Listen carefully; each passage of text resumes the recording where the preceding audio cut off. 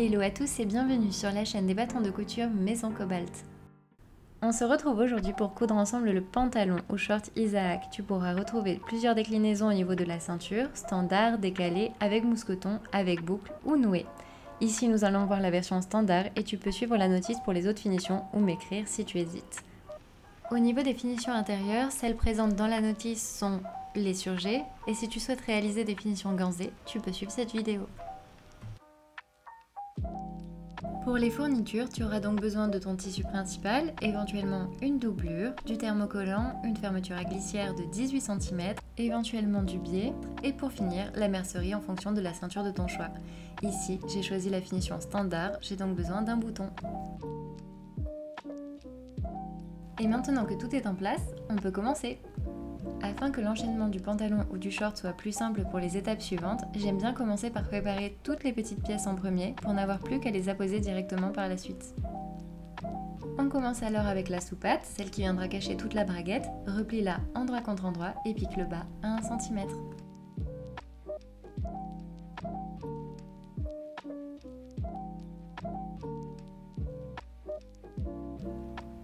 Prépare ensuite tes poches passepoilées, si tu as choisi d'en mettre, pour cela thermocolle-les.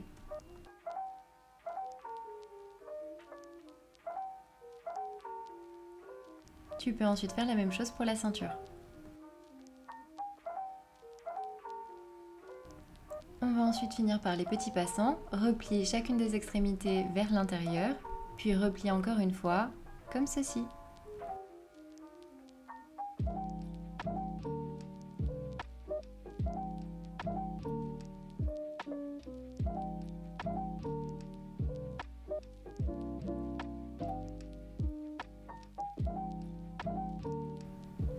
Tu pourras ensuite venir piquer à 1 mm pour fermer ton passant, mais également de l'autre côté, question d'esthétique.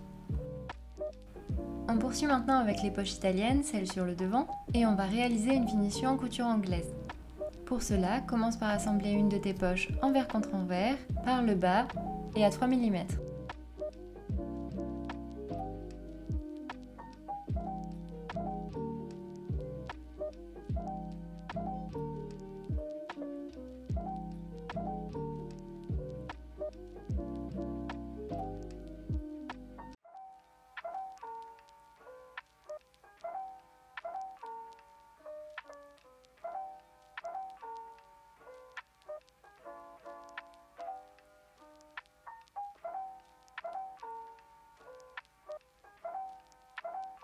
Là, on pique les passants comme expliqué tout à l'heure.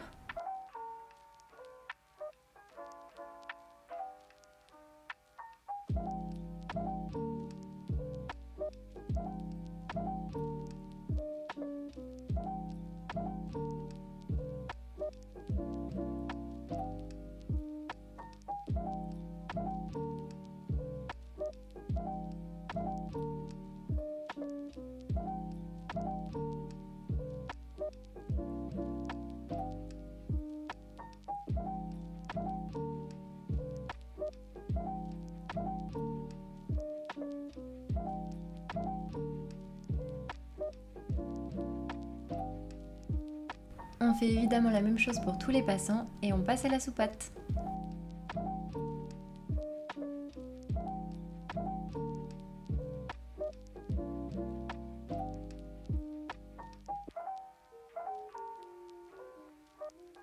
N'oublie pas de bien dégarnir ton angle afin qu'il soit joli sur l'endroit.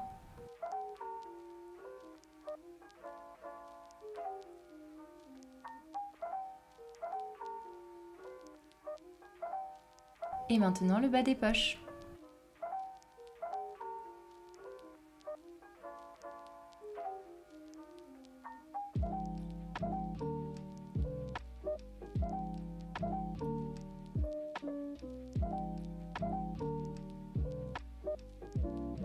Puis le thermocollant, de la ceinture et des poches passepoilées.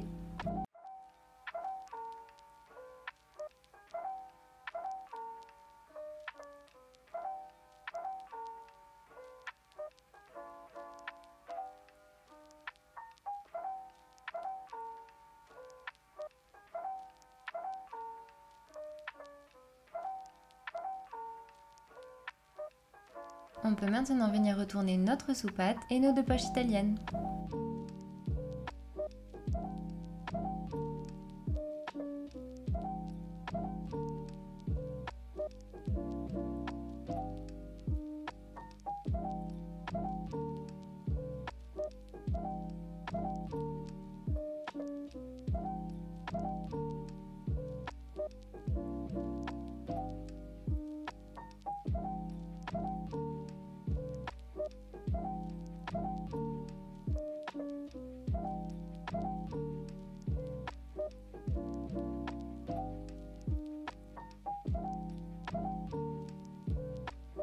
Et pour finir la couture anglaise des poches italiennes, tu vas maintenant pouvoir venir piquer à 7 mm du bas.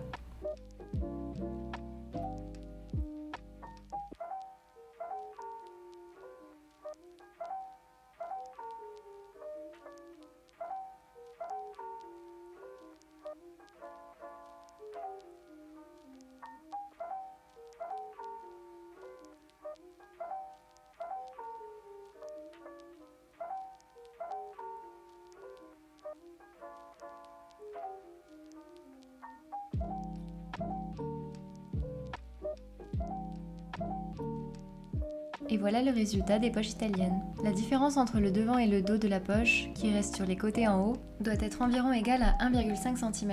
Viens maintenant réaliser la finition de la soupate. Tu peux soit surjeter comme dans la notice, ou alors poser un biais. Malheureusement, je n'ai pas trouvé de biais standard, il est donc un peu particulier et en satin, donc il glisse beaucoup. J'ai donc choisi de le poser à cheval en prenant bien soin d'épingler au mieux et cela pour toutes les finitions biais de Isaac. N'hésite pas à faire la technique que tu préfères. Pour le bas, j'ai réalisé une petite piqûre envers contre envers afin de créer un angle propre et de venir ensuite insérer ma soupate.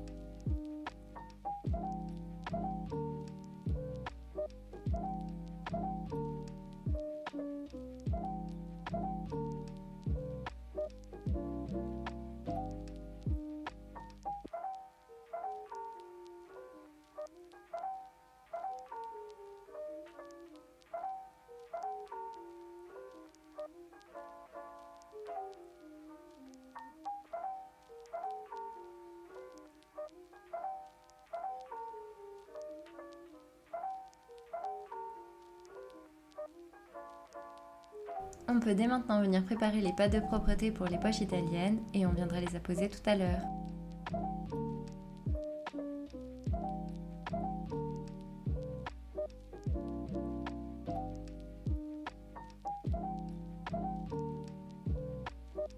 Et maintenant, le dos.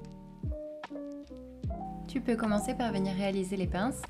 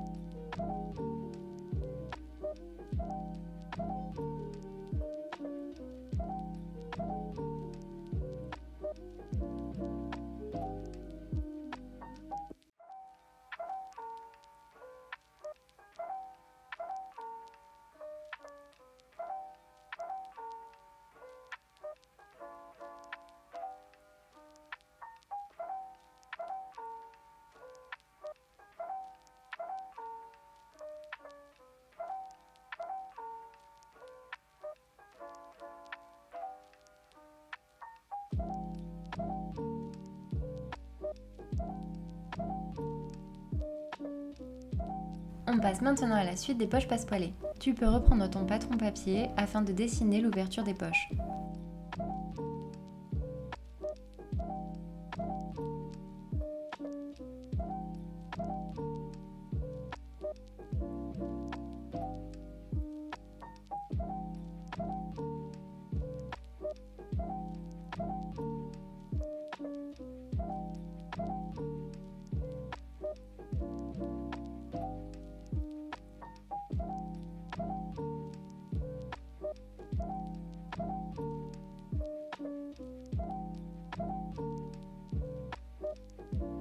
Une fois dessiné, tu peux venir placer ta poche sur le dos de ton pantalon.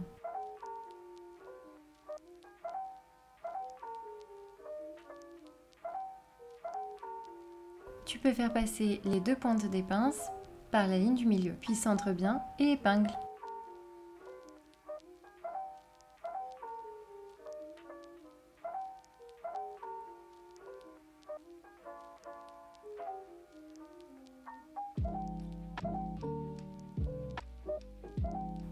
Viens ensuite piquer tout autour du rectangle en faisant attention de bien suivre la ligne.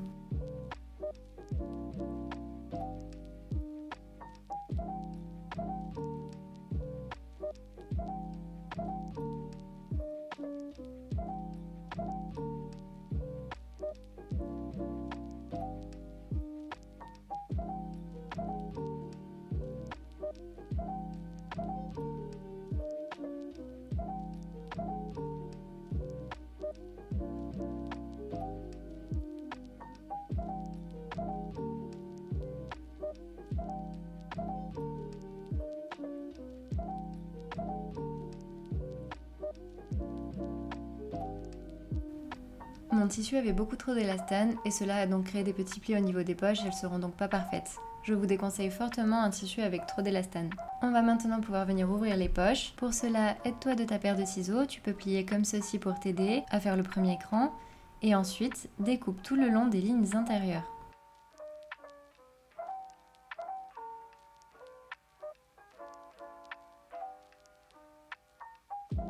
Lorsque tu arrives au bout des petits V, tu dois bien faire attention de ne pas couper la couture, mais il faut quand même aller jusqu'au bout pour éviter d'avoir des plis sur l'endroit.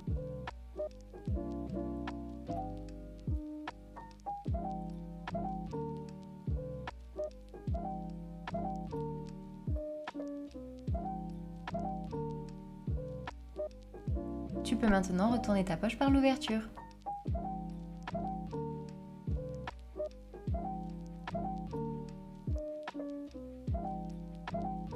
Maintenant, tu peux rabattre celle du haut comme ceci et t'aider d'écran pour rabattre celle du bas comme ceci.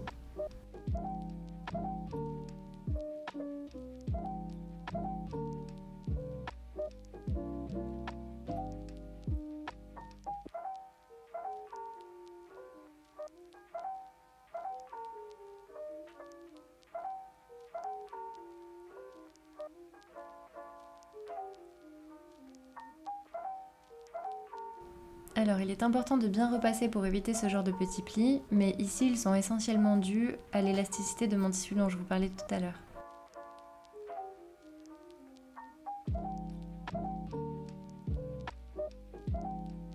Maintenant on va venir piquer le petit triangle de l'ouverture de la poche passepoilée à la poche passepoilée pour venir maintenir le tout.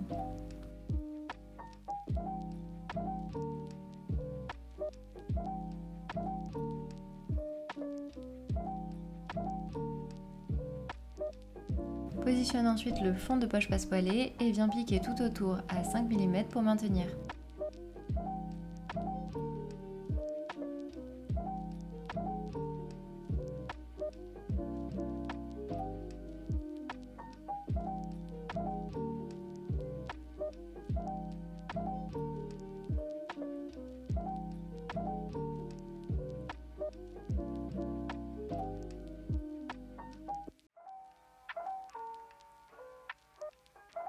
On va maintenant pouvoir passer à la finition, ici au biais et dans la notice au surjet.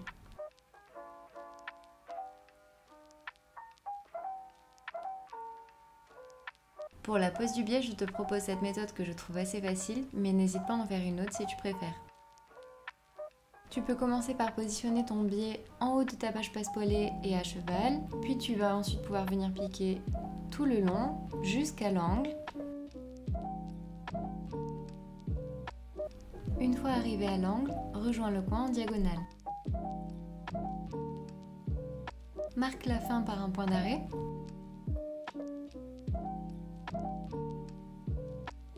Relève et viens réaliser un pliage comme sur la vidéo. Comme dit précédemment, mon biais est en satin, alors il ne marque pas bien le pli.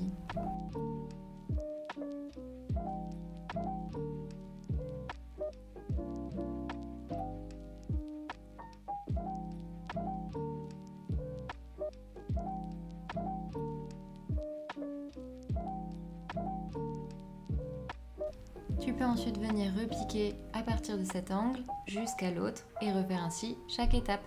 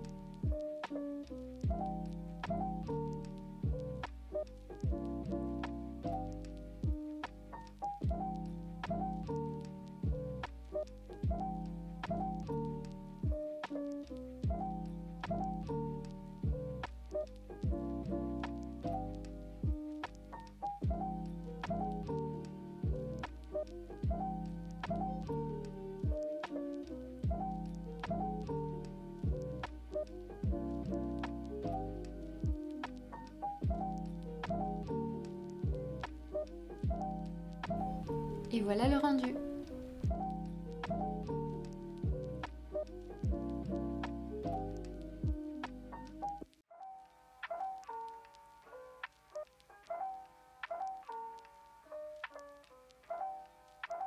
On passe ensuite à la couture milieu dos.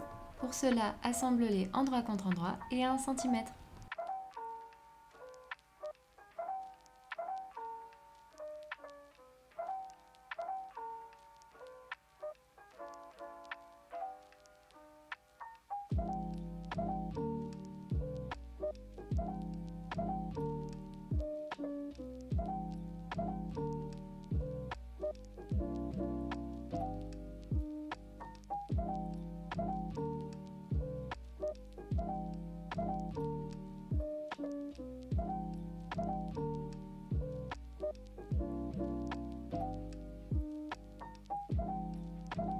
Tu peux ensuite venir poser le biais tout le long au surjeté.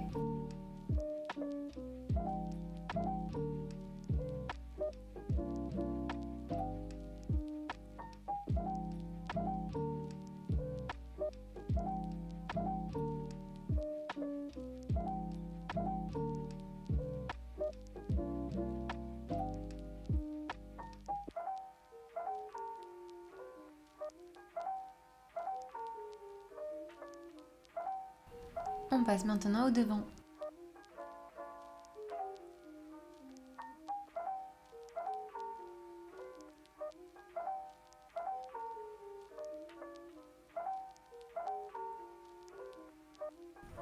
Pour rappel, tu dois couper la partie de la patte rabattue gauche face à toi. Tu peux t'aider d'écran si tu veux présent sur le patron. Il doit rester 1 cm de cette patte.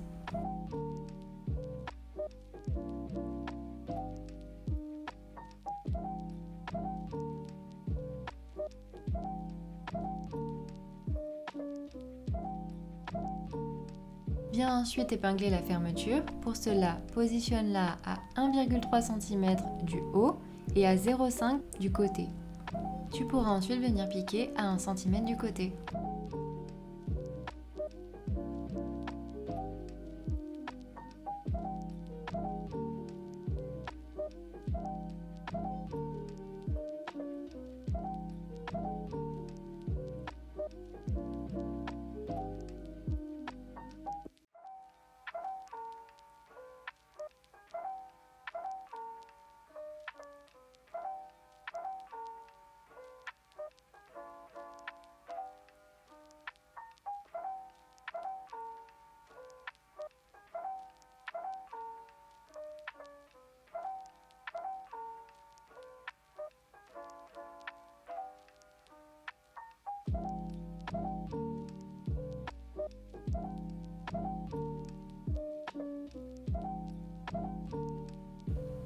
Maintenant, tu peux venir positionner ta sous-patte bord à bord comme ceci.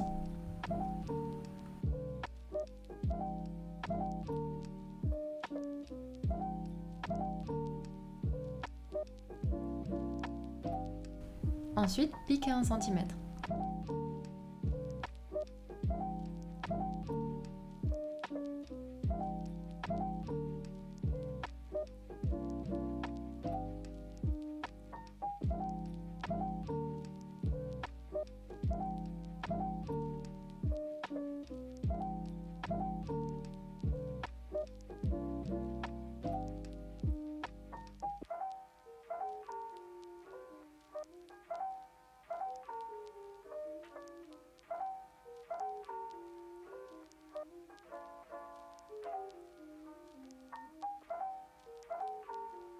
Si tu avais choisi la finition sur G, cet endroit est déjà surjeté. Sinon, viens y apposer un biais tout le long.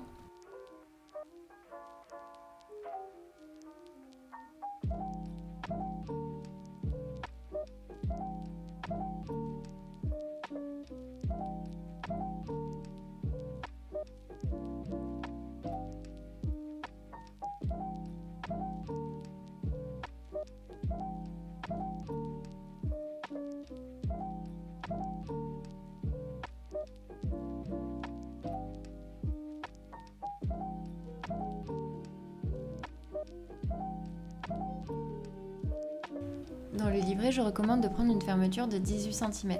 Ici, elle dépasse parce qu'elle faisait 20 cm. Si c'est ton cas, laisse-la dépasser comme ceci. Puis tu pourras venir épingler la fourche pour ensuite venir piquer à 1 cm du bas de la fourche jusqu'à 2 cm du bas de la pâte rabattue.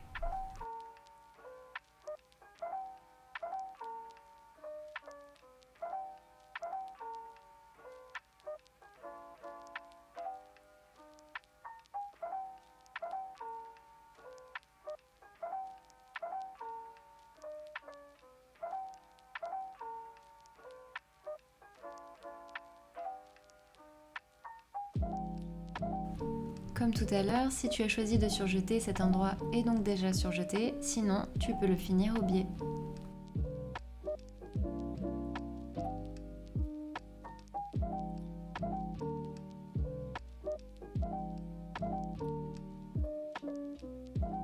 Positionne ta pâte rabattue correctement, repasse bien pour marquer le pli. Pour rappel, elle doit mesurer 5,5 cm.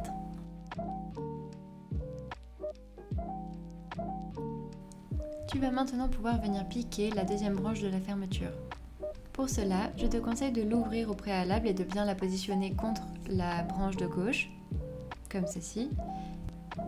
Maintiens le tout avec la main et viens poser une première épingle. Il est possible que ton épingle ait donc pris la sous-patte qui est derrière. Tu peux maintenant relever et en maintenant enlever la sous-patte et repositionner ton épingle. Épingle ainsi tout le reste de la branche. Tu vas maintenant pouvoir venir piquer à 3 cm du bord, à l'endroit où se trouvent tes épingles normalement, et c'est censé prendre la branche de la fermeture, pile au milieu. Si tu trouves que c'est trop compliqué pour toi avec les épingles, n'hésite pas à bâtir tout le long de ta fermeture. Pique donc tout le long et arrête-toi à 12 cm du haut en marquant la fin par un point d'arrêt. Point important, il ne faut pas piquer la sous-patte, c'est pour ça que j'ai ouvert ma fermeture pour être sûr de ne pas la prendre sous la machine. Et pour finir, on va bien prendre cette sous-patte et donc maintenant on peut refermer et on va venir finir la piqûre en commençant par un point d'arrêt et en venant finir en courbe comme ceci jusqu'à l'ouverture de la braguette. C'est une étape qui peut être délicate, donc fais attention lorsque tu passes avec ta machine au niveau de la fermeture, notamment si ta fermeture fait plus de 18 cm, et c'est pour ça que dans la notice, je conseille de tourner le volant avec la main lorsque l'on arrive au niveau des griffes de la fermeture.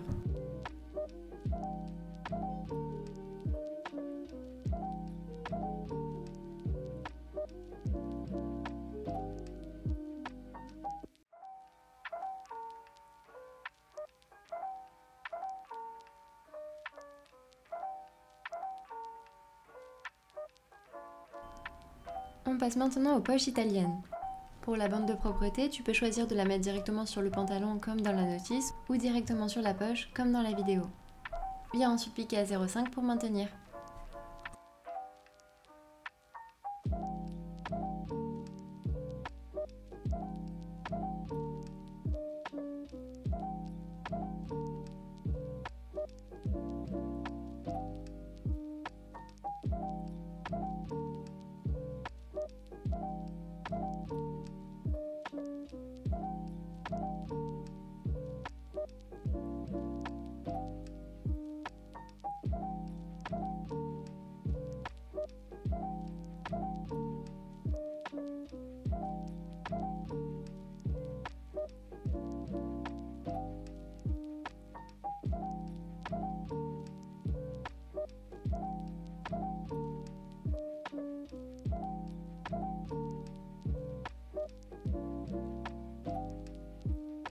Étant donné que je fais les poches italiennes, les côtés de mon pantalon sont bien coupés comme indiqué sur le patron.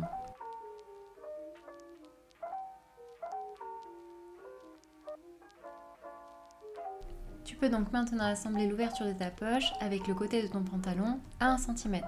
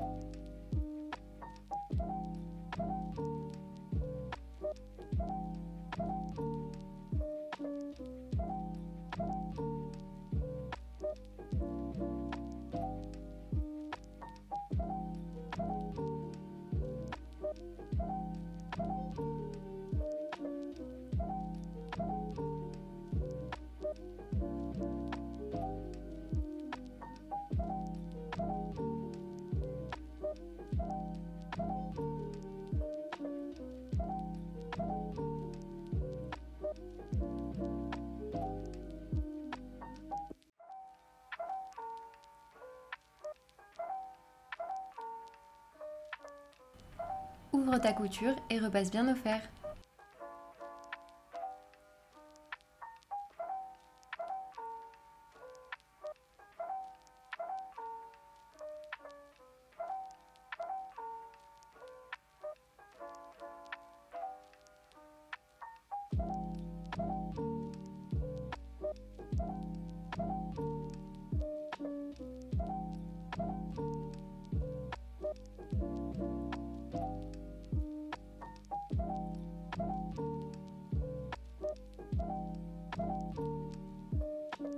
Repositionne ensuite ta poche correctement et repasse bien à nouveau.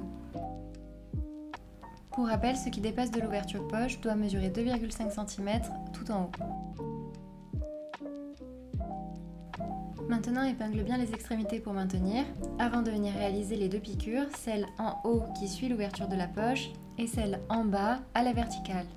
Comme expliqué dans la notice, tes piqûres peuvent être de 0,5 ou 1 cm si tu veux qu'elles ne se voient pas. Personnellement, je les ai fait de 2 cm car j'avais envie qu'elles sortent des coutures et qu'elles soient visibles.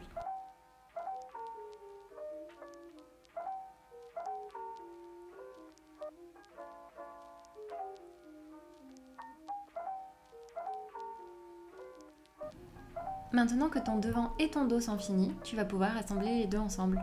Pour cela, positionne-les l'un contre l'autre, endroit contre endroit, et viens épingler les côtés. Pour épingler, c'est une technique que je recommande régulièrement, mais je te conseille d'épingler d'abord les extrémités, puis le milieu, puis les milieux des milieux et toujours les milieux. Cela permet par exemple de répartir l'embus s'il y en a, et c'est le cas du pantalon. Le devant et le dos n'ont pas forcément la même taille, que ce soit au niveau des côtés ou de la fourche. Tu peux donc également épingler les côtés intérieurs du pantalon.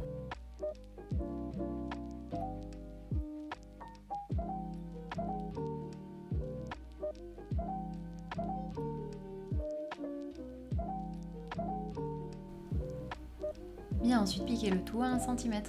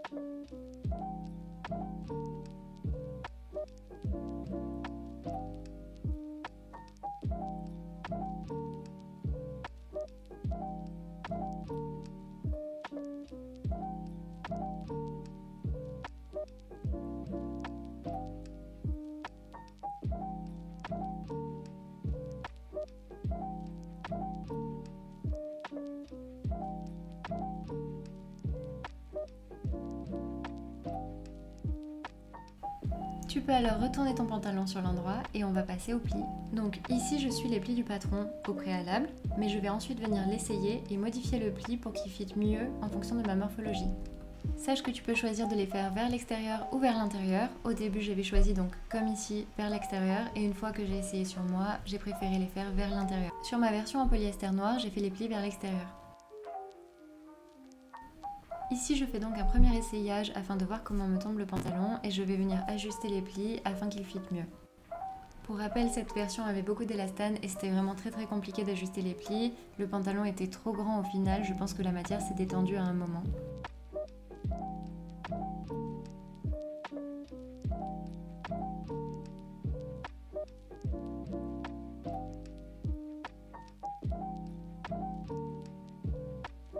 Après avoir validé le tombé et le placement des plis, tu peux venir poser un biais le long de tes côtés intérieur et extérieur.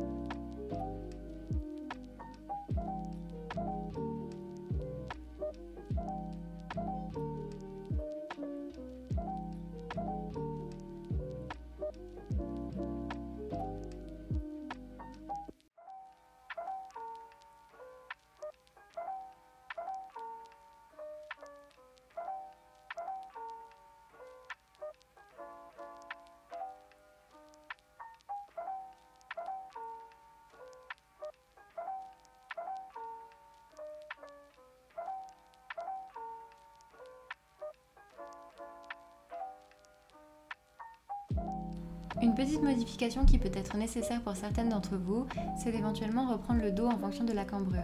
Je n'en ai pas eu besoin pour mes premières versions, mais celle-ci ayant de l'élastane, j'ai eu un bec un peu dans le dos et trop de matière. Donc pour enlever cet excédent, j'ai retracé une ligne tout le long et j'ai repiqué avec ma machine.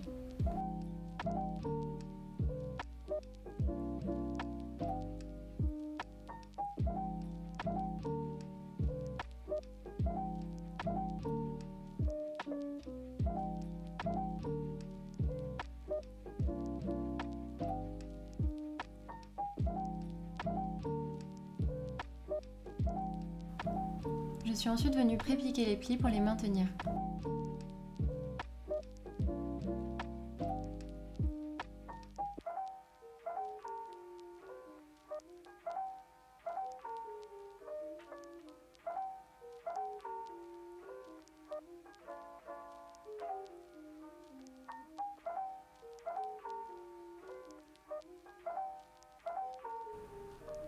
On passe maintenant au placement des passants.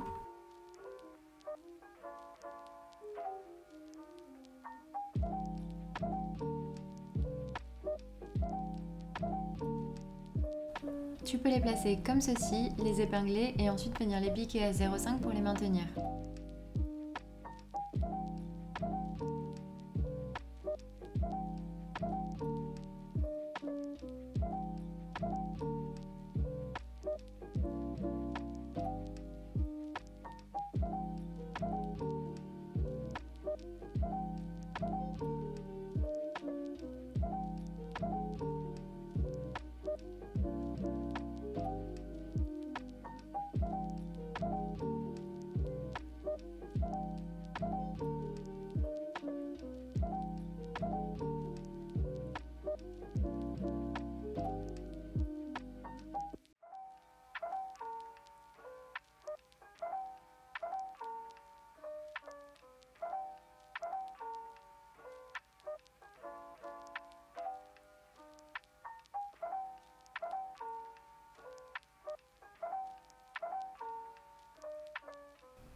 On passe maintenant à la finition de la ceinture.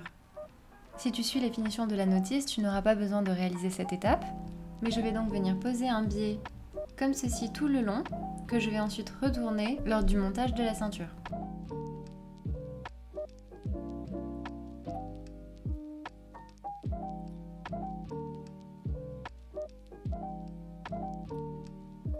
Je rabats donc maintenant les 1 cm. Je vais épingler tout le long et repasser.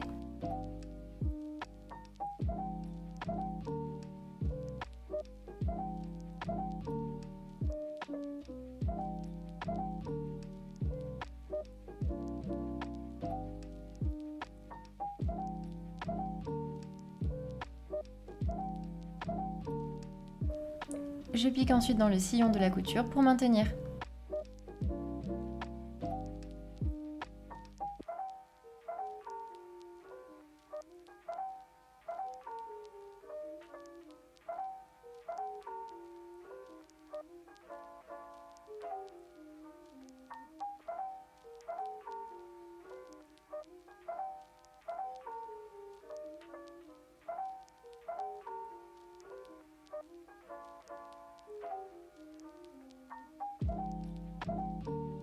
Maintenant, tu peux venir apposer ta ceinture tout autour de la taille de ton pantalon. Positionne-la alors endroit contre endroit et laisse bien dépasser 1 cm au début et 1 cm à la fin, pour la version standard. Je n'avais pas pris assez de tissu pour couper mon pantalon, alors il m'en manquait pour faire la ceinture, j'avais donc coupé un peu moins et j'ai donc fait ce petit rajout que l'on peut voir à la fin.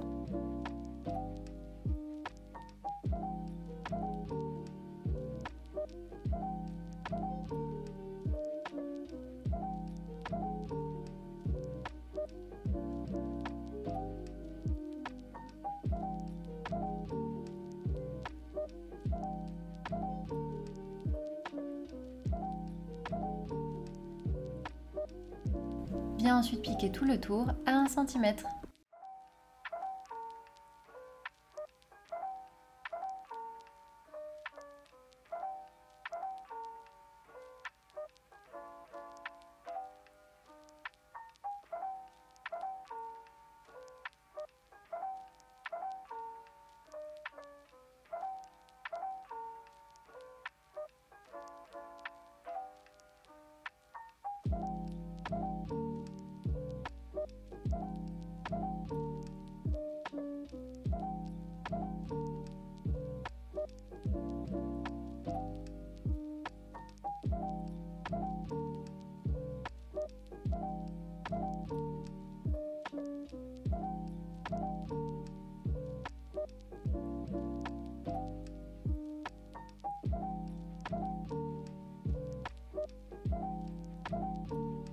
Tu peux ensuite venir rabattre la ceinture en la pliant en deux, endroit contre endroit comme ceci, et venir faire coïncider le repli du haut avec la couture précédente.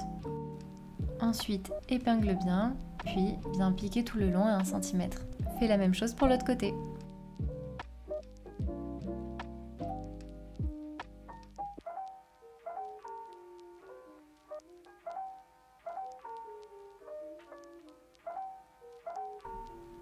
Viens cranter ton angle pour le dégarnir et retourne ta ceinture sur l'endroit.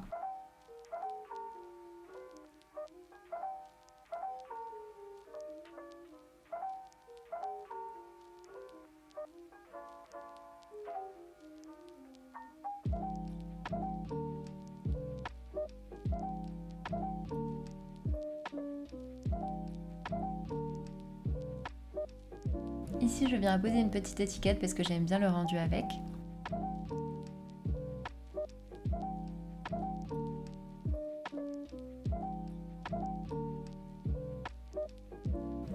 Et maintenant, je vais venir rabattre ma ceinture envers contre envers, comme ceci, et je la positionne sur la couture précédente. Comme toujours, j'épingle d'abord le milieu et les extrémités. Mais surtout, cette fois-ci, j'épingle d'abord donc sur l'envers et je vérifie où se plante l'épingle sur l'endroit. J'essaie en fait de faire en sorte que mon épingle se trouve là où sera ma future couture. Donc j'épingle d'abord tout sur l'envers pour que ce soit propre et ensuite je viens désépingler une à une mes épingles et les réépingler sur l'endroit.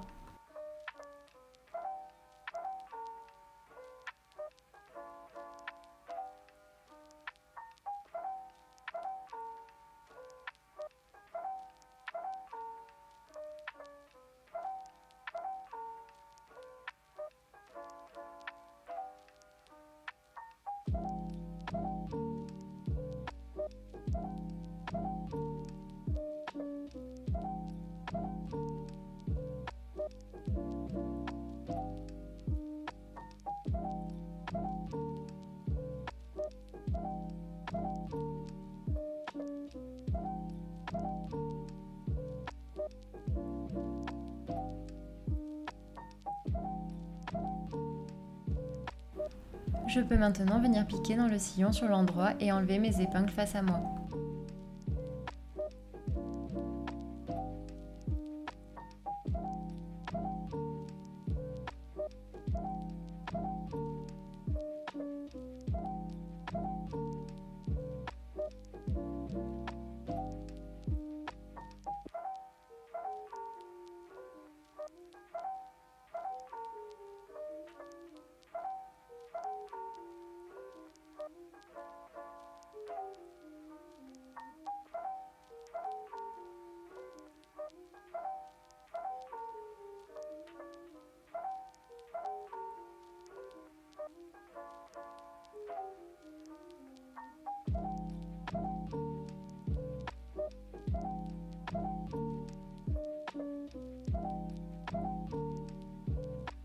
Mon tour de ceinture est piqué, je vais maintenant pouvoir repasser au fer.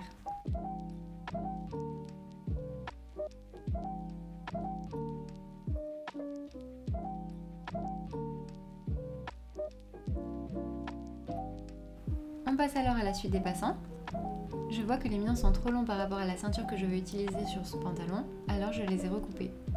Mais du coup, pour la suite, il te suffit de les replier comme ceci et de réaliser une première petite piqûre à 1 mm en haut et une seconde à 0,5. Si tu le souhaites pour maintenir tes passants sur ton pantalon, tu peux réaliser une piqûre comme là sur le mien, à 5 mm du bas de la ceinture.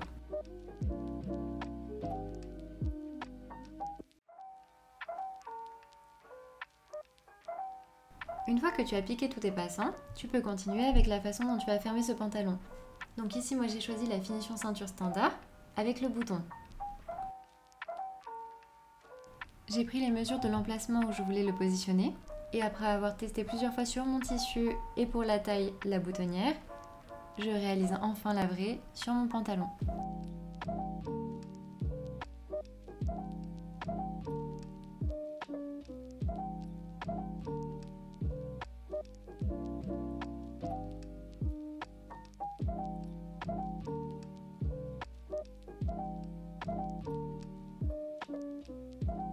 Après avoir ouvert ma boutonnière, je marque l'emplacement de mon bouton au stylo par exemple, puis je viens coudre mon bouton à la main.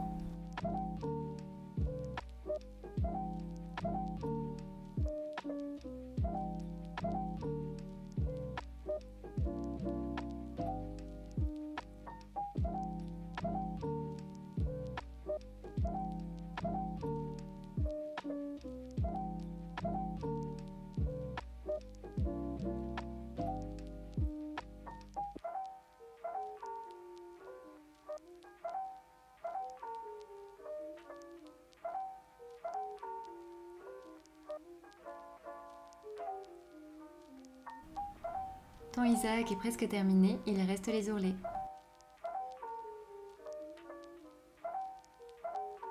Pour cela, viens réaliser un premier rempli de 1 cm, puis un second de 3 cm.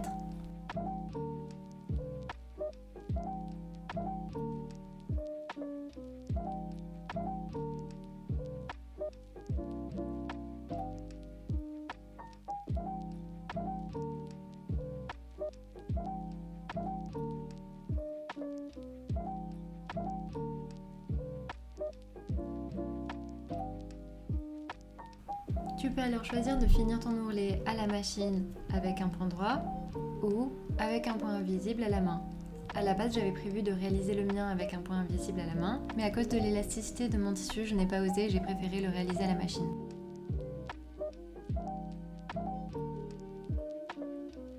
Tu peux maintenant repasser tes ourlets.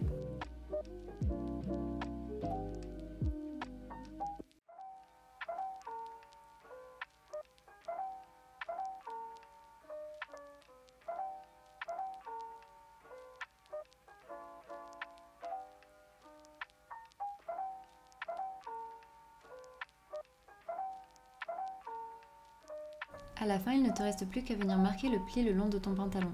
Pour cela, pars de la fin de ton pli en haut et viens le plier en deux dans la longueur.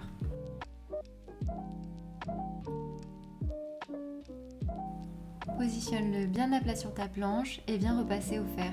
Cette étape est importante, n'hésite pas à bien insister de sorte à ce que le pli soit bien marqué. Si tu as un tissu fragile ou qui peut brûler, n'hésite surtout pas à utiliser une pâte mouille. Ton pantalon ou short Isaac est maintenant totalement terminé. Et si cette vidéo t'a plu, tu peux t'abonner, liker ou commenter. J'espère que tu as pris plaisir à le coudre. N'hésite pas à m'envoyer une photo ou vidéo de ta réalisation. Et on se retrouve bientôt pour un prochain tuto.